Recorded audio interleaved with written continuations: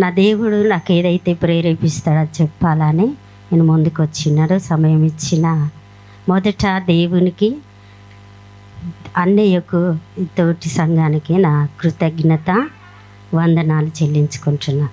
హల్లెలూయా. దేవునికి స్తోత్ర. ప్రార్థన చేసుకుందాం.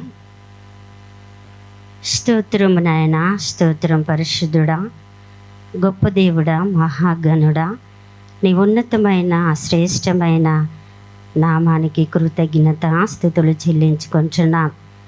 నాన్న, ఈ సమయం మీరు నాకు ఇచ్చారు తండ్రి. నాలో నుండి మీరు నీ బిడ్డలతో ఏదైతే మాట్లాడతారో నాలో నుండి మీరు మాట్లాడండి తండ్రి. మనుషులను బట్టి, అయా జ్ఞానమును బట్టి అతిశయించుట కాదు, కానీ ఆత్మ చేత వచ్చిన మాటలను బట్టి మేము అతిశయించుట కట్టి కృపను దయచేయండి. పరిశుద్ధాత్మ దేవుడు ఇచ్చిన నీకు సమయముకే నీకు కృతజ్ఞత స్తుతులు చెల్లించుకుంటూ యేసయ్య పరిశుద్ధ నామం నడుతూ బతిలాడుతూ వేడుకుంటున్నాం పరమ తండ్రి, ఆమేన్. ఈ యొక్క 42వ కీర్తనలో మొదటి వచనము, నేను ఎలుగెత్తి యెహోవాకు మొరలిడుచున్నాను, ఎలుగెత్తి యెహోవాను బ్రతిమలాడుకొనుచున్నాను. బహు వినయముగా ఆయన సన్నిధి నేను మొరపెట్టుచున్నాను. నాకు కలిగిన బాధ అయిన సన్నిధిని తెలియపరుచుకొనుచున్నాను. హల్లెలూయా. దేవునికి స్తోత్రం. ఇక్కడ దావీదు పడుతున్న బాధలను బట్టి దేవునికి మొరపెట్టుకుంటున్నాడు. దావీదు పడిన శ్రమలు మన అందరికీ తెలిసినయే. తన యొక్క సౌలు చేత బాధింపబడినప్పుడు దేవునికి మొరపెట్టుకున్నాడు. తన కుమారుడైన అబుషాలోము చేత కూడా తను బాధించబడ్డాడు. తనకు విరోధముగా ఎవరైతే మాట్లాడతారో వారిని కూడా దేవుడు హతమార్చినట్లుగా మన బైబిల్ గ్రంథం సెలవిస్తుంది. అహీతోపెలు తన గురించి చంపాలనే ఆలోచన చేసినప్పటికీ కూడా ఆలోచనను బట్టి కూడా తనంతట తానే ఉరిబెట్టుకొని చనిపోయినట్లుగా బైబిల్ సెలవిస్తుంది. అయితే ఇక్కడ ప్రతి ఒక్క శత్రువును తనంతట తానే సౌలు మరణించాడు, అబుషాలోము కూడా మరణించాడు. అది ఏ విధంగా జరిగింది? ఇక్కడ మూడవ కీర్తనలో చూసినట్లయితే, నేను ఎలుగెత్తి యెహోవాకు మొరపెట్టుకుంటున్నాను, ఆయన పరిశుద్ధ పర్వతములో నుండి నాకు ఉత్తరం ఇచ్చెను. హల్లెలూయా. నన్ను బాధించి వారు విస్తరించి ఉన్నారు, నా మీదికి లేచి వారు అనేకులు, దేవుని వలన నాకు రక్షణ ఏమీ దొరకలేదని నన్ను గూర్చి అనేకులు చెప్పుకొనుచున్నారు. నీవే నాకు కేడెముగాను అతిశయస్పదముగాను నా తలెత్తజేయువాడ ఉన్నా. నేను ఎలుగెత్తి యెహోవాకు మొరపెట్టినప్పుడు ఆయన నా పరిశుద్ధ పర్వతములో నుండి నాకు ఉత్తరం ఇచ్చెను. హల్లెలూయా. ఏ విధంగా ఉత్తరం ఇచ్చాడు?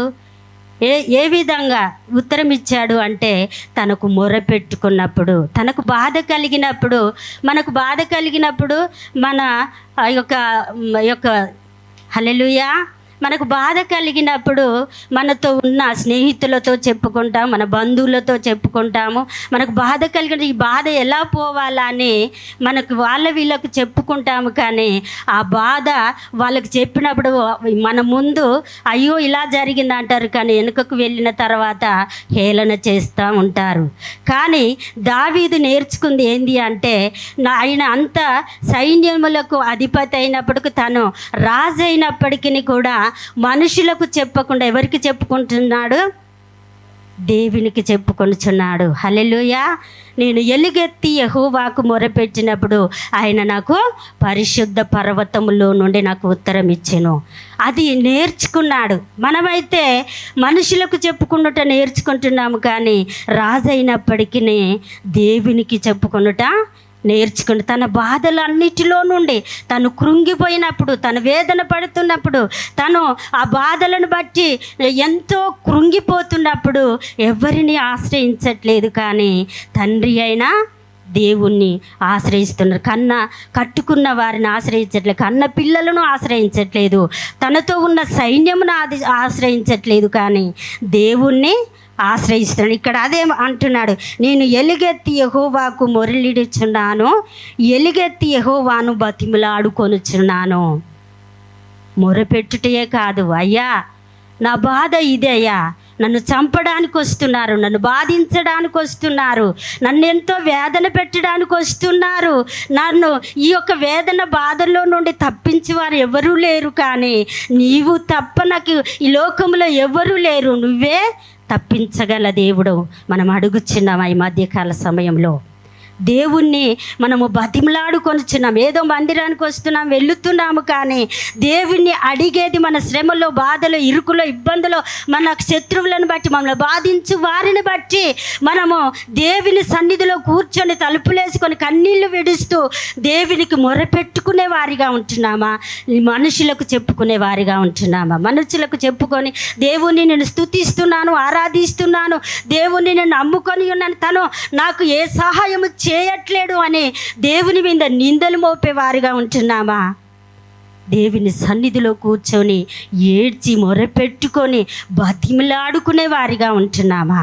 ఈ మధ్యకాల సమయంలో మన శ్రమ ఏదయ్యున్నా సరే, మనకున్న శ్రమ రోగమైనా సరే, మన శత్రువులు మన మీదకి వచ్చి చంపడానికి చూసినా సరే, మనము ఆ యొక్క స్థలము నుండి వేరై దేవుని సన్నిధిలోకి వెళ్ళి ప్రార్థించేవారిగా ఉండాలి. హల్లెలూయా.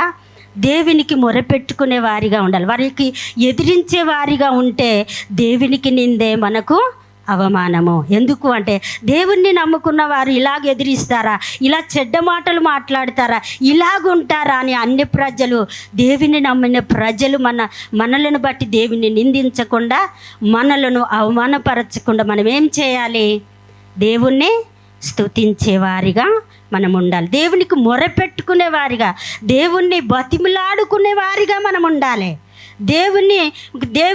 దేవుని సన్నిధిలో కూర్చుని వారిగా ఉండాలి.